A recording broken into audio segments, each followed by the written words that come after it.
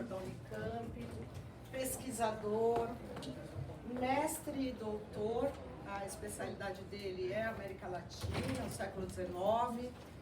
E a chegada do professor vem aqui atender a nossa comemoração do bicentenário da independência. Essa é a segunda palestra que a gente tem. É um prazer muito grande, um privilégio estar com o professor Neto, porque além do trabalho de aulas e pesquisa, autor de livros, o professor também é o responsável por chefiar, por presidir a comissão do vestibular da Unicamp.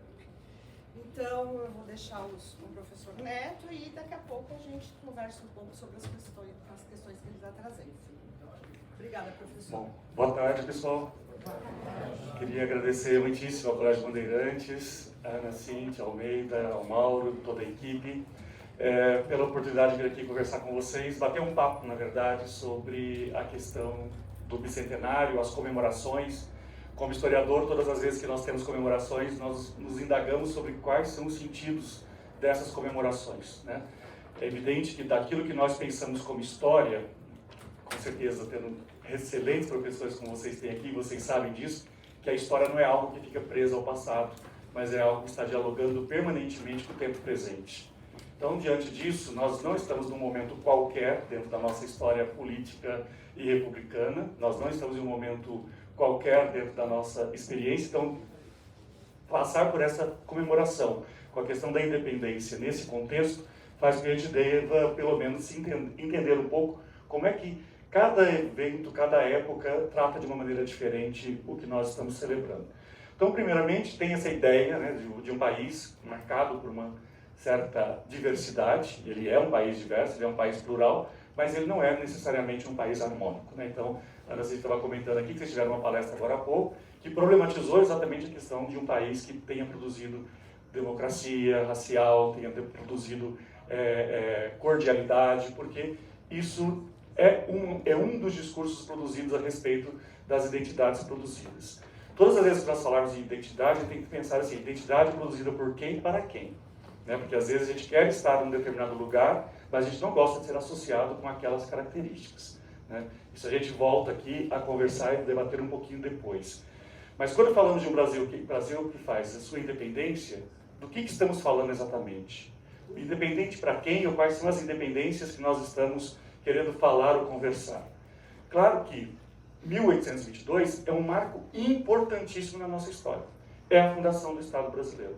Queiramos ou não, é ali em que as questões relacionadas ao debate sobre a própria soberania passam a ser dadas para a população que está aqui. A passagem da condição de súdito a cidadão, isso também marca a questão das disputas políticas que envolvem a conquista de cidadania. Então, consequentemente, nós estamos falando de um marco de tantas transformações, de tantas mudanças relacionadas não apenas aqui nesse território, que é o nosso, não apenas nos territórios vizinhos da América Espanhola, mas também estamos falando do contexto de grandes mudanças no cenário europeu. Então, a independência do Brasil, ela se vincula a uma história global, ela se vincula a uma história do mundo contemporâneo que passa pelas revoluções liberais, particularmente com os legados ainda da Revolução Francesa. Abandonar a condição colonial, ou deixar para trás a condição colonial, não é uma coisa que se faz assim do dia para a noite. Pelo contrário, essa condição de país, de território que foi colonizado, ela nunca desaparece. Ela está aqui diante de nós hoje. Então, claro, nós não podemos dizer que tudo é responsabilidade daquele momento fundacional, mas nós podemos dizer que muito do que nós ainda não superamos tem a ver com esses legados e com essas experiências que ficaram lá atrás, né? Bom, pegando um pouco do contexto que eu falei, já que se liga a uma história global, né, pensemos um pouco a respeito do que acontecia na Europa por volta de 1808 ou 1812, que é esse mapa que está aqui, que é o momento máximo de domínio de Napoleão. E aí, destaco aqui no mapa, evidentemente, que todos vocês sabem, já viram o tempo inteiro, que as tropas napoleônicas expandiram-se por várias áreas, mas não em Portugal. Então, claro que houve 3 tentativas, né, todas elas fracassadas, e numa dessas questões, vocês sabem que a corte foi transposta para o Brasil, e aí, consequentemente, em 1808, a condição de colônia já fica para trás, pelo menos formalmente, né? Então, isso é um primeiro dado. Um segundo dado que é importantíssimo é que na Espanha, né, no território espanhol, Napoleão entra e coloca o seu irmão como governante. Né? Agora, no sul da Espanha se forma uma fortíssima resistência, acendendo um nacionalismo entre os espanhóis, e que geraram ali, na cidade de Cádiz, se reuniram e produziram uma constituinte. Produziram uma constituinte para que houvesse uma monarquia constitucional. Então, o que nós estamos falando de crise de antigo regime é abandonar o absolutismo e ter governantes, mesmo que monárquicos, que saibam respeitar as leis, as regras, e a soberania, portanto, estaria no império da lei. Dentro desse contexto, Cádiz produz uma Constituição em 1812, e isso vai inspirar os portugueses que, no Porto, vão fazer uma revolta, uma rebelião, e que tem quase as mesmas demandas de produzir uma monarquia constitucional.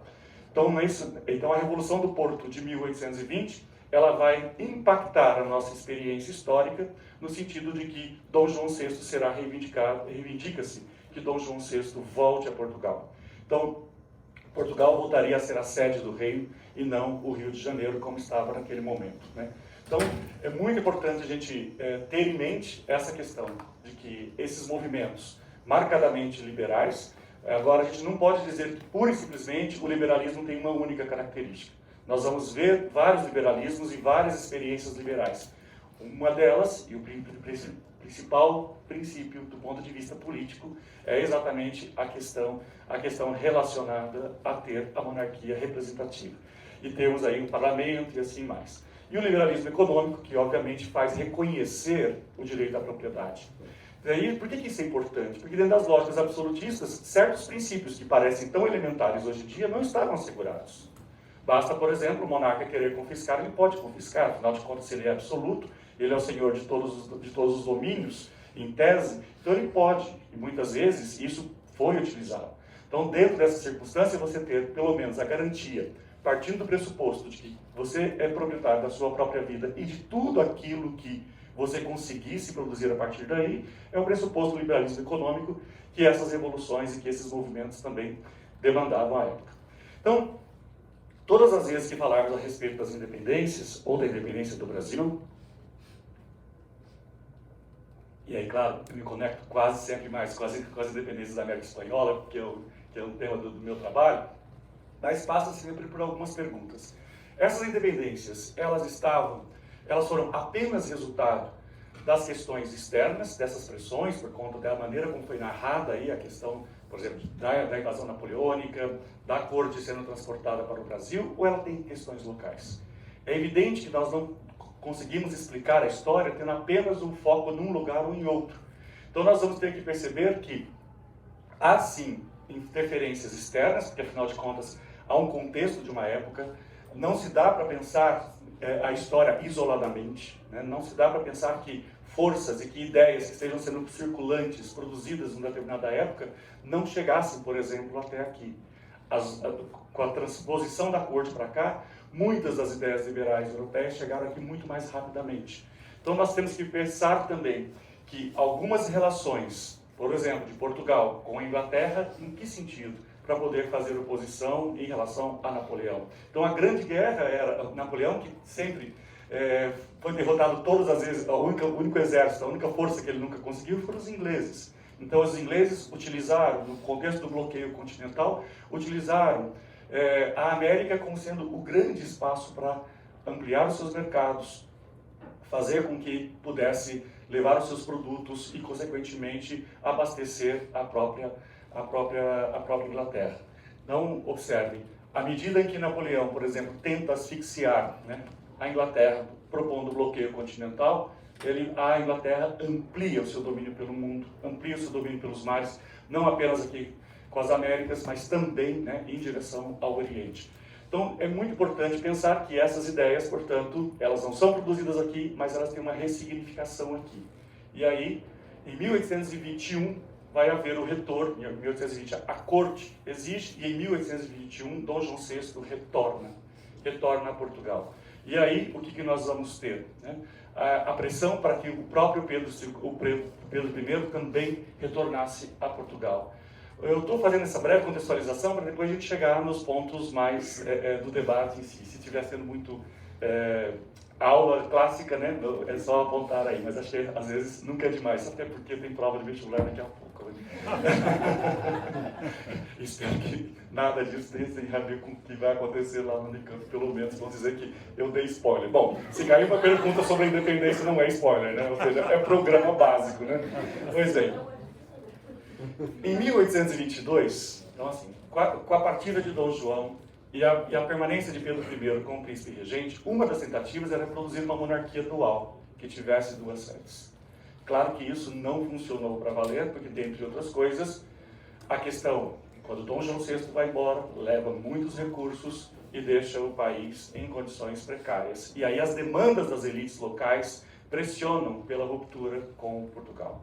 Porque Portugal começa a demandar cada vez mais, a volta de Pedro I significaria o quê?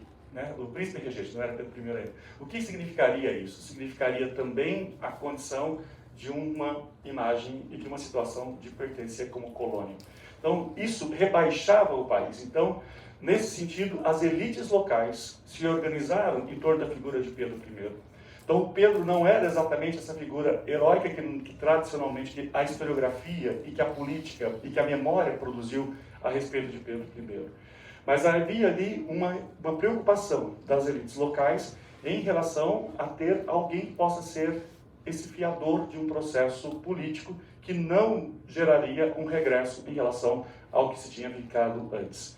Então é uma história que vai ter muitos e muitos personagens, né? Então aqui, Dom Pedro e a Imperatriz Leopoldina também, que é uma questão, né, relacionada como que ela, o papel que ela teve, hoje parte da historiografia está trazendo dando muita ênfase em relação ao papel que ela teve no sentido de aconselhar.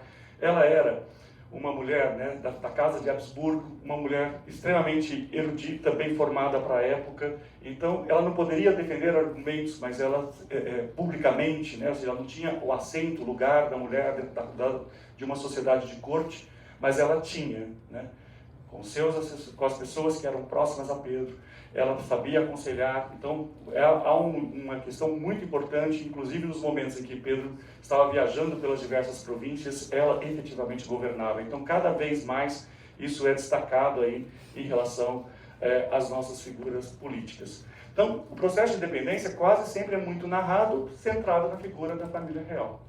E aí ficam aquelas outras questões que é parte da pauta contemporânea. E o restante da população? O que acontece com a população, com os indígenas? De que maneira que eles atuaram? Né? Então, nós vamos ter aí a questão que os indígenas, por exemplo, tiveram, durante o governo de Dom João, né, e depois, no processo da independência em si, tiveram uma situação de perda de direitos em relação ao que vivia na condição colonial. Então, isso fez com que, em algumas áreas, você vá ter rebeliões por parte de grupos indígenas, também contrários ao processo de independência. Porque o processo de independência vai instaurar esses princípios liberais, em que, por exemplo, propriedades, aldeamentos, terras comunais não possam existir.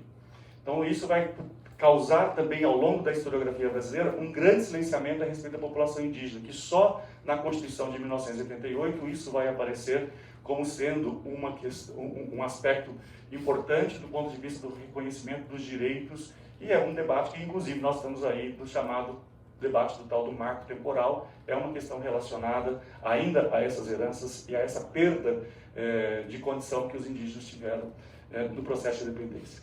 E a maior das contradições, a questão da escravidão. Como é que nós podemos dizer que nasce um Estado de cunho liberal, que tem liberalismo enquanto liberdades políticas, direitos individuais, proteção, são todos iguais diante da lei, mas você tem escravos, pessoas escravizadas. Então, esse contexto de que o argumento econômico a respeito da escravidão, ele se sobrepõe ao argumento político do direito à liberdade, né? Essa talvez seja a peça-chave para poder explicar boa parte das mazelas que nós temos no nosso país. Seja da questão da desigualdade da população negra, seja do ponto de vista da questão, inclusive, do racismo e de outras questões que hoje, felizmente, o país debate mais abertamente a respeito disso. Porque boa parte, né, das questões que envolvem os direitos da população negra deriva dessa condição da escravidão. Talvez só para retomar 2 ou 3 questões importantíssimas aqui, né? durante o período já, o Brasil monárquico, né, a lei de terras vai proibir que a população negra tenha acesso ao principal elemento de bem, de propriedade da terra.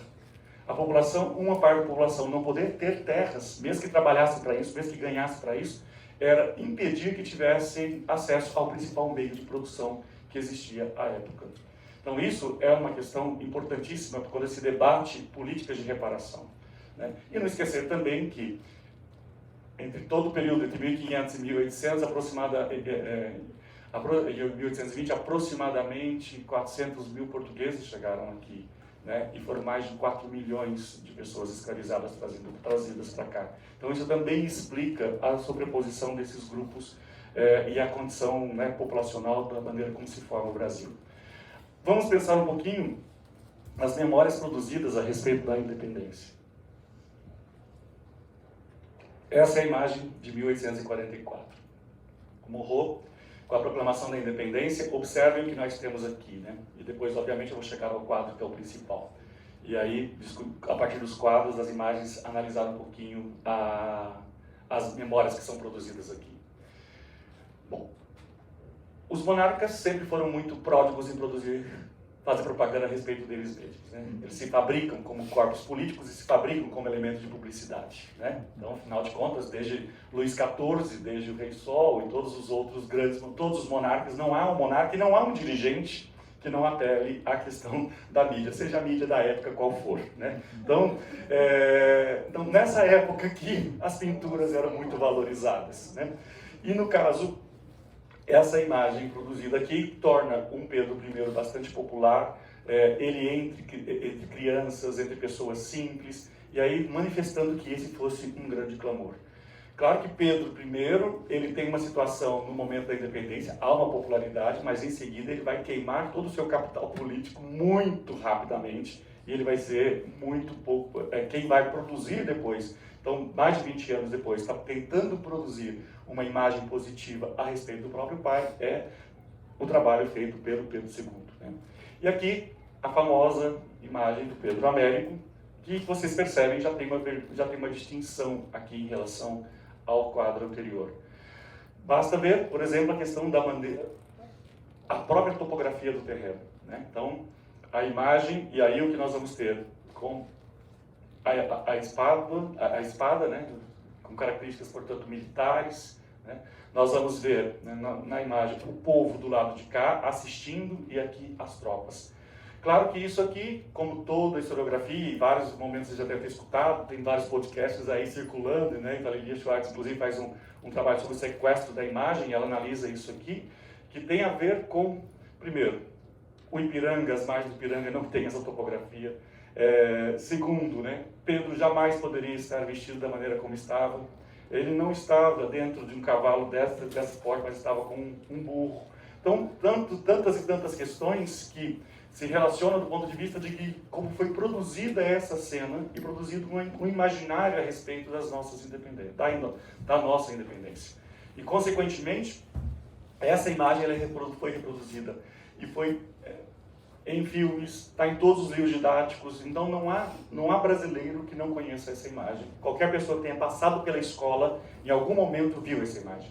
E essa imagem ela é forte, né? Então ela, inclusive, que é o grande ponto da reinauguração do Museu Paulista, prevista para a semana que vem, no dia 7 de setembro, o Museu do Ipiranga, né? Então ela foi encomendada, a obra foi feita para estar exatamente lá. Então encomenda do governo paulista para decorar o edifício do Monumento do Ipiranga. E essa obra foi produzida entre 1886 e 1888. Então, observem, a obra fica pronta já no finalzinho do período imperial, às vésperas da proclamação da República. O que é interessante de se observar, né? Atende dois grandes objetivos: dar uma grandiosidade ao gesto da proclamação, haja vista também as proporções da própria pintura, e a questão de marcar São Paulo como sendo o lugar da produção da identidade do Estado brasileiro. Então, as rivalidades, e aí pensar que isso foi uma encomenda, portanto, paulista, para estar no Museu Paulista, e isso vai, embora a obra, né, vai ser exposta em 1890, e nesse contexto de 1895, vai ter uma outra situação que é 1922, o primeiro centenário. Nesse centenário, no centenário, há uma disputa entre o Rio de Janeiro e São Paulo sobre a primazia, a respeito de que imagem se tem a respeito da independência do Brasil. E o Rio de Janeiro constrói um museu, e no Museu Nacional de História vai ter uma primazia às imagens cotidianas da cidade do Rio de Janeiro. E aqui, com Pedro Américo, claro, um artista patrocinado por Pedro II, você vai ter uma imagem muito mais forte e muito mais potente, e que, sim, dentro do museu, e que parece-me que a proposta do que vai acontecer aí semana que vem, todo mundo muito curioso de ver o que tem dentro do museu, boa parte da proposta retoma, por exemplo, as monções, né, as embarcações, como que o território paulista foi sendo, como que São Paulo foi determinante para poder formar a identidade brasileira e formar a ideia do Estado brasileiro. Porque tem uma coisa que sempre foi usada para poder distinguir a experiência da independência brasileira em relação à experiência da América Espanhola, que é a preservação do território. Então, na América Espanhola, nós vamos ver aí que surgirão, dos 4 vice-reinados, surgirão aproximadamente 20 repúblicas. Né? Então, e o Brasil sempre vai dizer, e com um certo orgulho, né, parte da historiografia, implicitamente, inconscientemente, nós lidamos com a ideia de que, olha que coisa incrível foi feita. Como? Né? Claro que essa é uma discussão que hoje em dia debate-se, né? Afinal de contas, a maneira de narrar é uma maneira de narrar essa independência como foi uma negociação, mas não houve derramamento de sangue. Essa é uma questão que hoje em dia isso é debatido pela própria historiografia. Mas só para retomar aqui então, nós temos nesse contexto do primeiro centenário a primazia do lugar paulista. Então vamos dizer assim, que há uma tentativa de sequestrar a data, usando a terminologia que a Lelia faz no seu livro. Sequestrar a data, num primeiro momento, pela própria monarquia. Por Pedro II, fala assim, olha, quem foi importante, se não fosse meu pai, não estaríamos aqui. Então, a encomenda da obra e a maneira como dizer esse papel de quem foi o fiador e que essas elites que estiveram de acordo naquele primeiro momento em torno de Pedro I, essas mesmas elites vão se dividir e vão levar, inclusive, a uma situação que, pelas questões locais, né, da limitação do Pedro I e também pela pressão externa de Portugal para que Pedro retornasse, as condições foram produzidas, foram forjadas de uma maneira que as elites e os vários grupos políticos aqui, a disputa entre o Partido dos Portugueses, o Partido dos Luso-Brasileiros, criasse aí várias tendências e situações em que esse conglomerado de forças políticas, eles não eram exatamente unânimes em relação ao que desejavam. Tanto é assim que a própria elite, na hora que ela sente necessário, ela abandona o barco do discurso monárquico e ela vai entrar na produção do discurso republicano. Então, por isso que quando a gente fala de liberalismo no século XIX, a gente fala de vários liberalismos. Há liberais que concordam com esse modelo liberal conservador de ter um monarca governando. E vai haver aqueles que vão pretender que o Brasil passasse a uma experiência republicana. Mas o que fica quase que intocável é a questão da escravidão. Então, apenas também com as pressões dos movimentos externos, campanhas anti-abolicionistas, é que isso vai tomar corpo na segunda metade do século XIX. Né? Então, e aí, óbvio, só para poder dizer, né, que essa imagem, né, a imagem do Pedro Américo, ela é inspirada numa outra imagem, numa outra pintura de alguns anos antes, né, de algumas décadas antes, né, que é do Meissonier. E óbvio que essa imagem, de tão icônica que foi, ela também foi utilizada, né, e aí pensar os 150 anos da independência durante a ditadura militar. E aí a maneira como isso foi utilizado para poder valorizar, por exemplo, o protagonismo do Exército.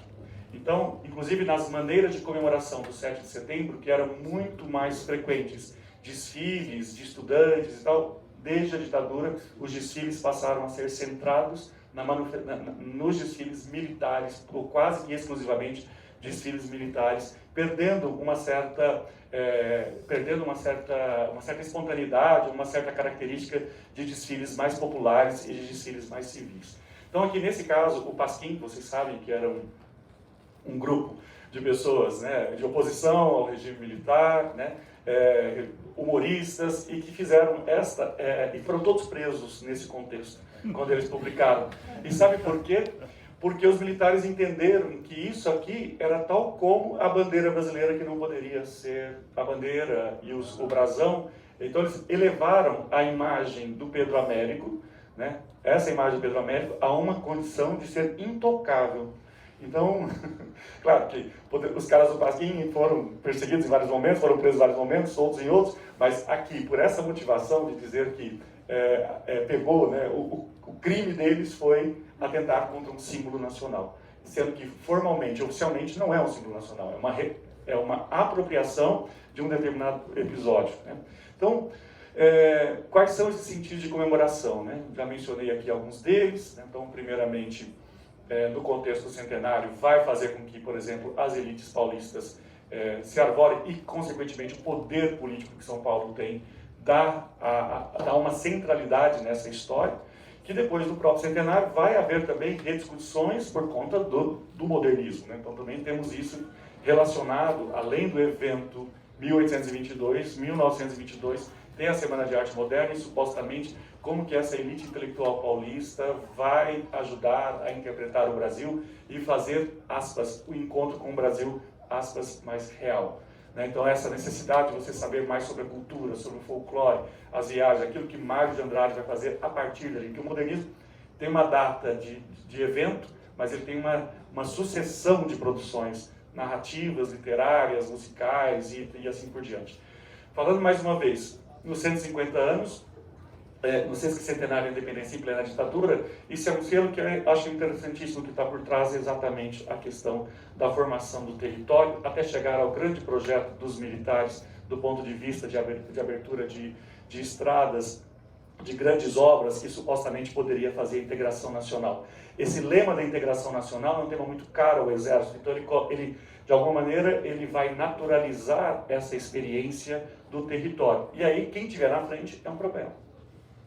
Então é nesse sentido que, por exemplo, abrir uma rodovia como a Transamazônica significou cortar reservas indígenas, significou ter práticas, exercer violência contra boa parte das populações indígenas. Esse é um tema, inclusive, que a Comissão Nacional da Verdade, quando toca a respeito da ditadura, trouxe esse tema como sendo os indígenas como sendo parte das vítimas da ditadura militar e não apenas os grupos que tradicionalmente são apresentados como estudantes, sindicalistas, movimentos de esquerda e assim por diante.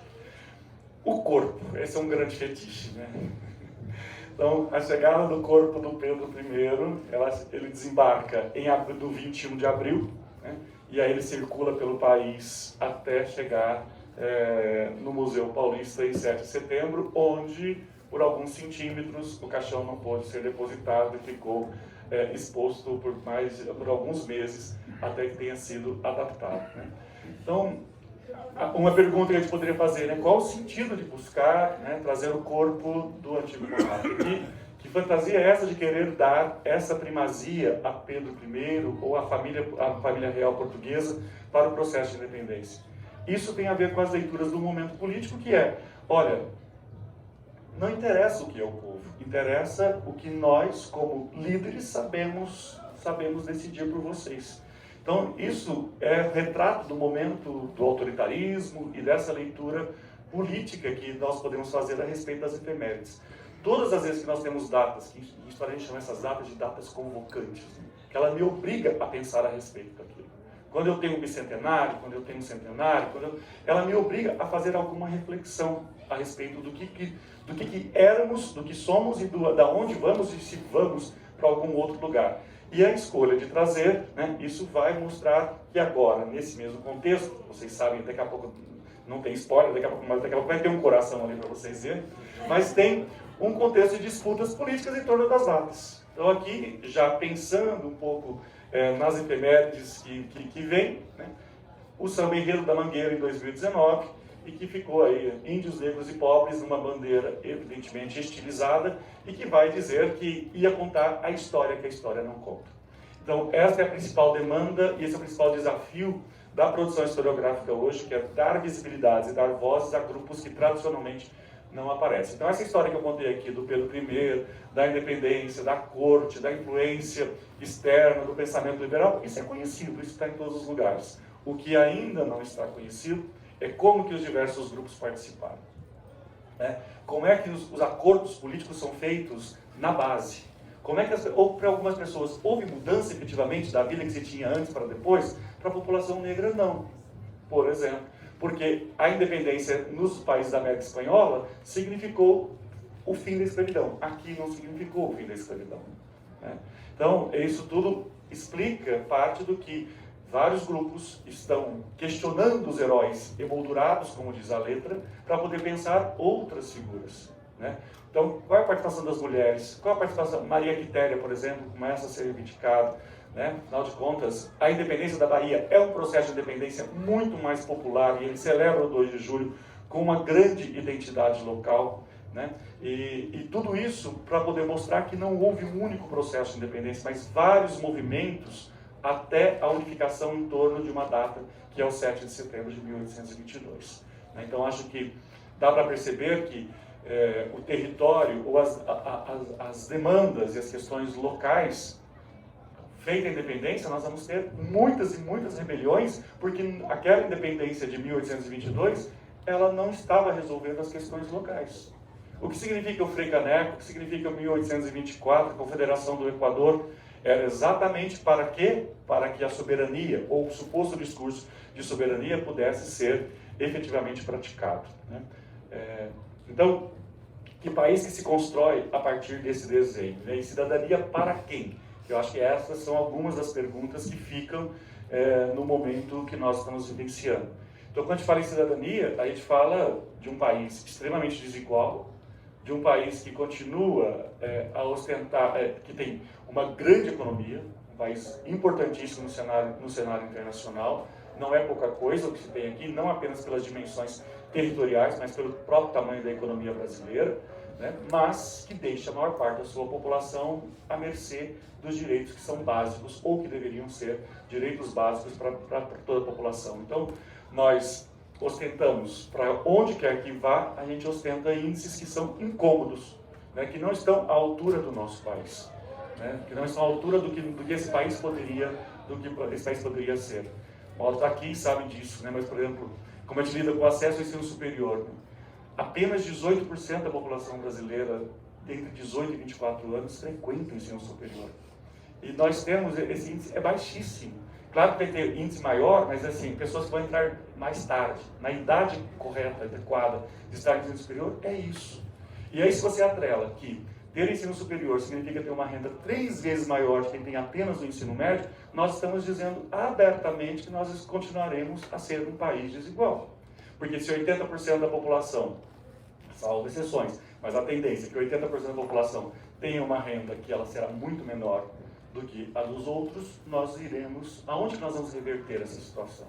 Então, por isso que esse momento, essas situações como agora, independência. Eu estou falando de independência de quê? Então, eu posso dizer que existe um Estado independente, mas na condição de cidadão, eu não sou independente. Ou eu não tenho uma vida que me permita dizer que eu esteja efetivamente fazendo escolhas. Então, são estas algumas das tantas indagações, das provocações, que nós temos que ter em relação aos processos que estão sendo vivenciados. Culminou, como eu disse, infelizmente, num processo eleitoral extremamente polarizado e trágico, de uma maneira que a gente não consegue sequer falar abertamente das questões, porque tudo envolve vamos dizer assim, suscetibilidades muito grandes, né? Onde os verdadeiros e os reais problemas do país não estão sendo discutidos. Não estão sendo discutidos. Então, nós estamos perdendo uma enorme oportunidade de poder pensar quais são os projetos de futuro deste país. Esse país que tradicionalmente foi apresentado como um país do futuro, hoje, lamentavelmente, parece não ter futuro. Né? A maneira como ele tem sido apresentado, as narrativas que estão sendo produzidas, né, tem mostrado aí. Então, eu acho bastante simbólico que a escolha de buscar no coração um dos grandes momentos marcantes das celebrações seja trazer o coração do Pedro I para cá. Então, é dar protagonismo a quem, de fato, nós não estamos interessados em dar protagonismo. Não é questão de dar ou não dar, mas é de questão de que não é isso o mais relevante. Mas isso também se transforma, né, num certo debate histérico de algo que não vai mudar a vida de absolutamente ninguém. Então, dia 8 de setembro, o coração volta para onde talvez nunca devesse ter saído, onde, inclusive, Pedro I diz Que, aliás, por dizer isso, pelo primeiro, que coração tem, né? Vamos pensar a história do casamento dele com a Leopoldina. Eu falei assim, pois é, né? Então, que homem é esse? Né? Que imagem é essa, né, que nós estamos buscando dentro desse Estado aqui? Então, no fundo, só para a gente poder parar e retomar aqui, e abrir as dúvidas, as perguntas de vocês, que eu gosto, né, de conversar mesmo, qual é o futuro dessa nação? Então, também pensar isso. Se 1822 é a fundação do Estado brasileiro, efetivamente, a ideia da nacionalidade ela vai ser produzida depois. E essa ideia da nacionalidade vai ter várias sobreposições e exclusões. O que nós estamos excluindo quando nós estamos falando do coração do Pedro? O que nós estamos deixando para trás quando nós não estamos falando abertamente das questões relacionadas às próprias lógicas de território existentes no Brasil? Como, por exemplo, quais são as invisibilidades que são produzidas dentro dessa estratégia? Então, será que somos capazes de produzir um projeto para daqui 20, 30, 40, 50 anos, como projeto de nação? Onde será que estaremos daqui? Então, há 100 anos, quando se discutia 1922, o país andou muita coisa, de fato. Também não acho que vamos dizer que não há conquistas. Eu acho que de 1988 para cá o Brasil melhorou muitíssimo em várias questões. A estabilização econômica fez, inclusive, que a gente tivesse um pouco mais da dimensão do que somos, do ponto de vista econômico e de poder permitir acesso das pessoas a alguns bens e serviços. Agora, dito isso, ainda estamos em débito com o que éramos e ainda estamos em débito, sobretudo, com o futuro desse país. Então, na prática, essa deveria ser a indagação, e essa é a importância de estar conversando com vocês, jovens, estudantes e pessoas que vão, inclusive, ter que tomar as reais decisões a respeito da própria experiência da vida humana. Seremos capazes de permanecer no mundo ou nós vamos aprofundar, né, considerando questões de sustentabilidade, nós vamos aprofundar o caos e vamos levar ao verdadeiro colapso? Ou será que, entre jovens como vocês, teremos pessoas capazes de liderar e de pensar alternativas a esse mundo? Nenhum de nós quer cair fora desse mundo.